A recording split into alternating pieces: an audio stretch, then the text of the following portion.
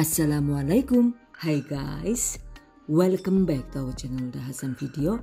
Kali ini saya akan membagikan salah satu resep kue kering kesukaan, yaitu nastar gulung ekonomis.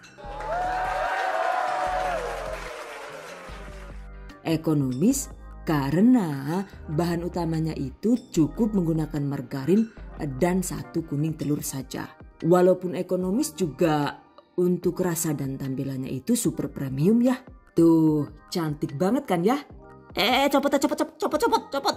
Wow, walau sudah jatuh juga sama sekali tidak remek. Karena emang teksturnya itu kokoh tapi bukan yang keras. Tuh, kelihatan lembutnya kan ya? Oke, penasaran kan? Gimana cara membuatnya? Let's get started on today's lesson. Bahan dan cara membuat. Bahan yang dibutuhkan yaitu 220 gram margarin, untuk mereknya sesuai selera saja ya. Atau kita juga bisa mencampurkan 200 gram margarin dan 20 gram butter oil substitute yang juga dikenal dengan BOS alias mentega KW. 30 gram atau sekitar 2 sendok makan gula halus sesuai selera.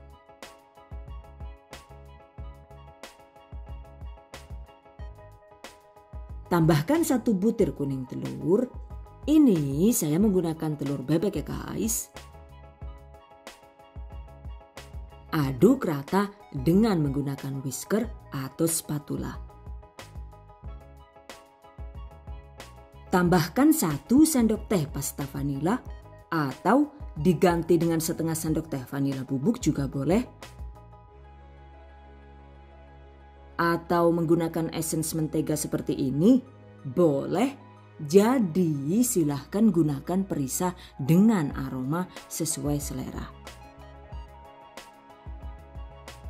Kemudian tambahkan 270 gram atau sekitar 18 sendok makan tepung terigu protein rendah.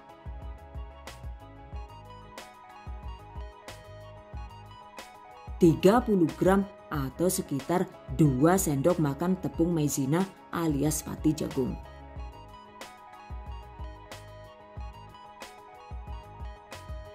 Agar lebih efisien, aduk sebentar dengan menggunakan tangan bersih hingga adonan tercampur rata.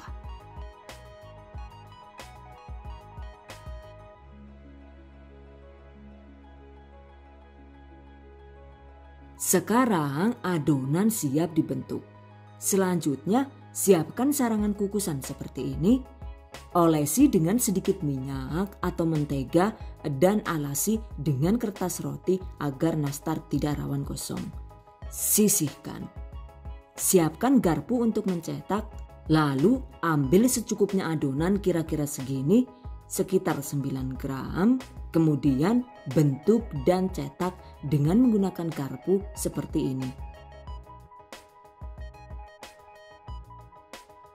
Untuk isiannya, siapkan selai nanas, bisa dimasukkan ke piping bag begini, atau kita bisa membentuk jadi panjang seperti ini dengan berat sekitar 3 gram. Dan untuk selai nanas ini, resep lengkapnya itu sudah kami bagikan di video sebelumnya. Catat. Oke, tambahkan selai nanas, lalu gulung seperti ini.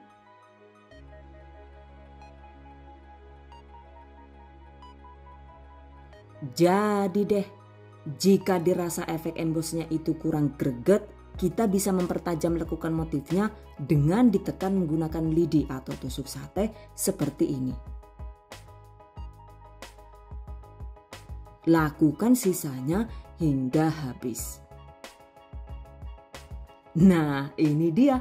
Setelah selesai dibentuk, sekarang waktunya dipanggang. Panaskan teflon yang ada tutupnya. Atau menggunakan tutup panci biasa juga bisa ya. Setting dengan api sedang agak kecil. Lalu setelah teflon panas, tambahkan sarangan pancinya seperti ini. Jadi bagian bawahnya tadi itu kering ya guys.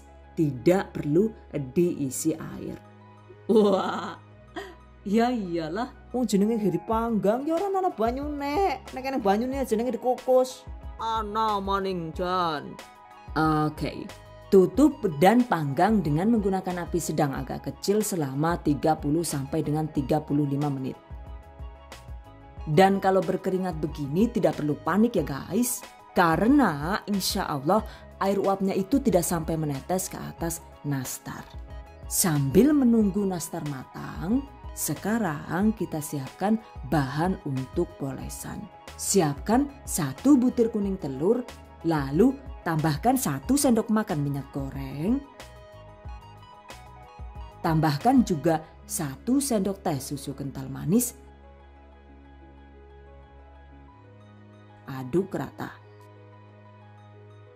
Jika suka, kita bisa menambahkan sedikit saja pewarna kuning tua atau pewarna warna kuning telur.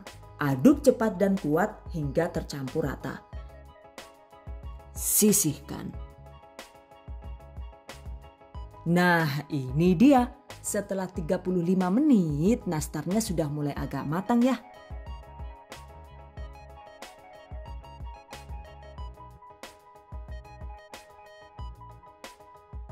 Agar tidak rawan gosong, sekarang kecilkan api kompor lalu lanjut dipanggang sekitar 15 sampai dengan 20 menit.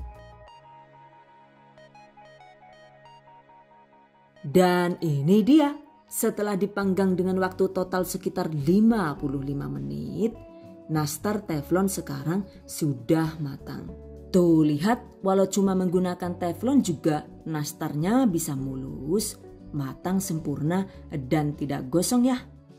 Oke, sekarang ini didiamkan dulu sampai nastar agak dingin. Dan jika dirasa permukaan nastarnya itu sudah tidak panas, olesi dengan menggunakan bahan polesan yang sudah kita buat. Proses mengoles nastar ini harus ekstra sabar dan telaten ya guys. Pastikan nastar dipoles secara merata agar hasilnya itu bisa cantik sempurna. Dan jika nastarnya itu cantik, pastinya jika dijual juga bisa meningkatkan harga jual nastar itu sendiri. Catat. Nah, ini dia hasilnya. Jika perlu, kita bisa mengoles ulang hingga 2 kali ya guys, agar hasilnya bisa kinclong maksimal. Oke guys. Jika sudah dipoles begini, selanjutnya panggang lagi sekitar 10 sampai dengan 15 menit dengan menggunakan api sedang agak kecil. Dan ini dia, nastarnya sudah matang ya.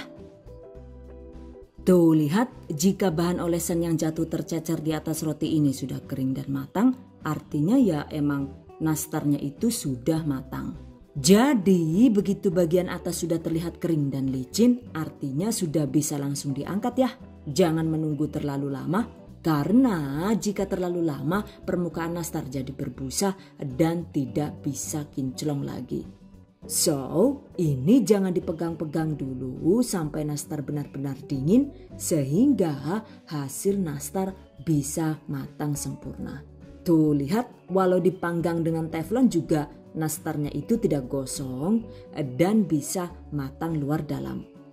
Yang ini teksturnya itu lembut tapi juga agak keras ya karena menggunakan kuning telur mentah dan campuran tepung maizena. Selesai. Untuk satu loyang lainnya, ini saya panggang dengan menggunakan oven tangkring sebagai perbandingan. Jika menggunakan oven tangkring, maka ini dipanggang dengan menggunakan api sedang agak kecil sekitar 15 menit. Lalu lanjut dipanggang lagi dengan api kecil sekitar 10 menit. Setelah matang, oles dengan bahan polesan, lalu panggang lagi dengan menggunakan api sedang agak kecil selama 10 menit. Sampai bahan olesan yang jatuh tercecer di dasar loyang itu jadi matang dan kering. Dan ini dia hasil nastar gunung yang dipanggang dengan menggunakan oven tangkring. Dan seperti ini ya masing-masing tampilannya. Ternyata Baik yang menggunakan teflon ataupun oven tangkring, hasilnya itu sama-sama cantik dan kinclong. Wow, amazing. Tuh kalau disatukan begini jadi bingung sendiri ya, nastar mana yang menggunakan oven tangkring dan yang menggunakan teflon. Oke guys, seperti biasa, jika dikemas toples agar lebih awet, tambahkan 1 sachet silike gel seperti ini. Dan ini untuk toples takaran 500 gram, ternyata jika diisi nastar gulung jenis ini, muatnya itu cuma jadi sekitar 400 gram saja. Jadi kalau misalnya mau jualan, agar mempermudah menentukan harga, sebaiknya itu tidak dilihat dari ukuran toplesnya.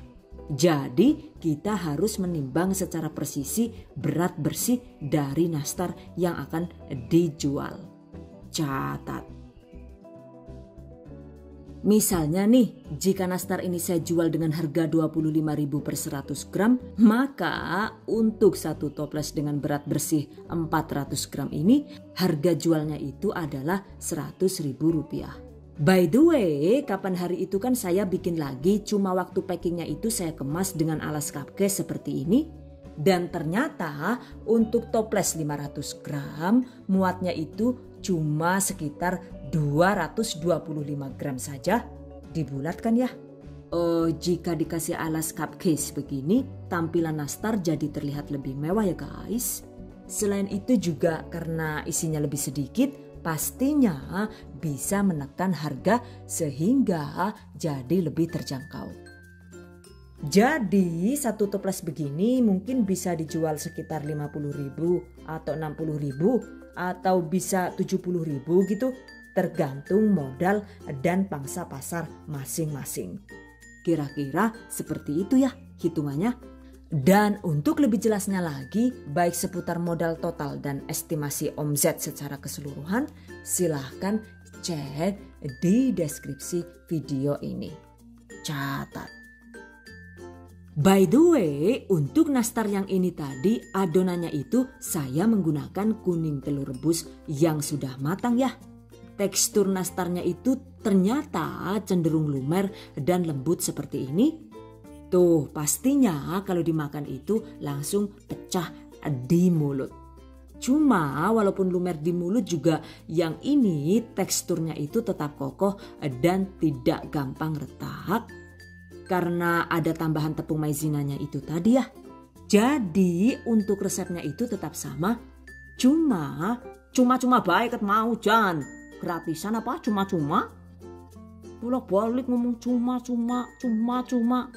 Hanya saja saya rubah di penggunaan telur mentah menjadi telur yang sudah direbus matang. Catat. Oke guys. Karena menggunakan telur rebus, pastinya adonannya itu cenderung lebih kering, sehingga kalau dibentuk menggunakan garpu, hasilnya itu retak-retak dan kurang cantik. Karena itu, ini saya bentuk dengan menggunakan rolling pin untuk fondant seperti ini ya. Dan untuk caranya seperti ini. Jadi tinggal dipipihkan dan diisi, lalu digulung dan diprint dengan emboss motif garis seperti ini.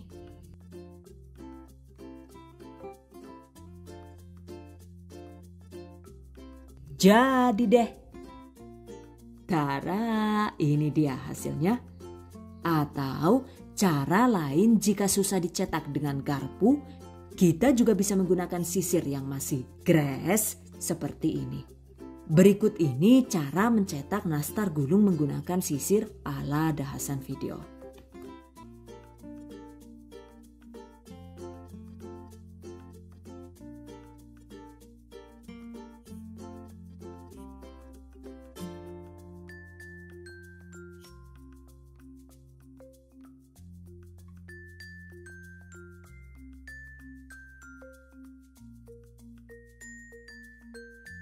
Dan ini dia hasilnya, lumayan cantik kan ya. Berikutnya, karena ini kan ukurannya lebih kecil dari yang menggunakan garpu tadi tuh. Jadi durasi memanggang dengan teflonnya juga ternyata tidak sama.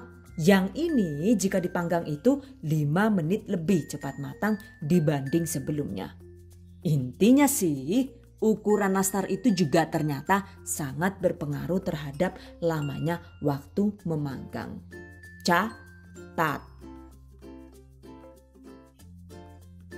Tuh, yang ini juga hasilnya oke banget. Semuanya bisa matang luar dalam dan tidak gosong walau cuma dipanggang dengan teflon. Oke guys, berikutnya tips dan trik seputar nastar teflon.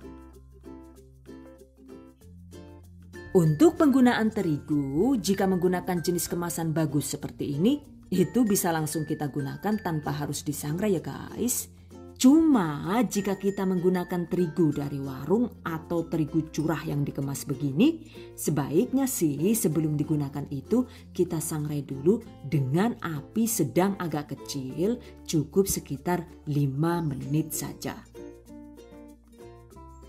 Jadi disangrai sampai agak hangat saja, tidak perlu sampai ringan dan jadi sangat kering. Karena jika tekstur terigunya itu disangrai sampai benar-benar kering, nantinya itu adonan nastar gulung jadi susah dicetak atau digulung. Jangan lupa diayak dulu ya, baru kemudian terigu bisa kita gunakan. Dengan begitu, walau menggunakan tepung murah juga hasil nastar bisa bagus maksimal baik dari segi kualitas, rasa, dan tekstur. Catat. Untuk penggunaan teflon, mau langsung dipanggang tanpa menggunakan sarangan panci seperti ini juga boleh. Cuma agar tidak gosong, sebaiknya tatakan kompornya itu ditumpuk 2 seperti ini. Karena mau setebal apapun teflonnya, kalau cara memanggangnya itu langsung ditempel begini, hasilnya nastarnya itu jadi cantik sempurna gosongnya. Jika dibandingkan dengan senyumanmu,